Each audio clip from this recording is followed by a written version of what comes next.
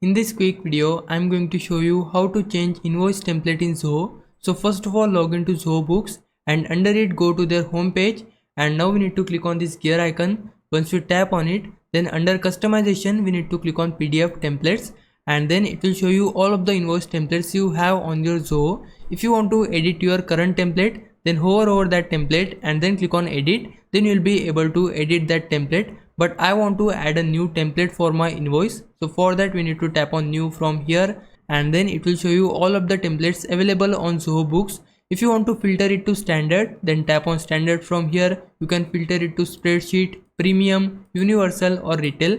Let's say I want to filter it to all, so it will show you all of the templates available on Zoho Books, and I want to use this template. So for that we need to click on use this and then use your preferred language. I'm using English here, and then click on use this. Then it will take you to the invoice editor, and from this left panel you can edit general settings, header and footer, transaction details, table, total and other details. So everything can be customized for your invoice from this left panel.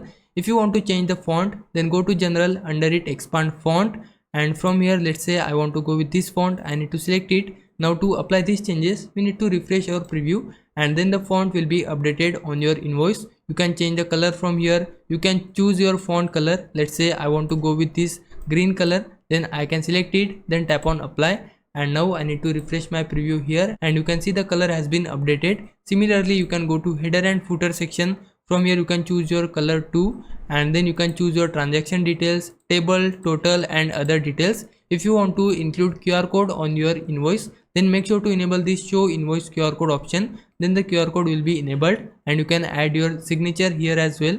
Now to save these changes we need to tap on save, and now you can see the invoice has been updated here. Now to set it as our default invoice, we need to tap on this gear icon, then click on set as default, and now this invoice will be used for your all future invoices.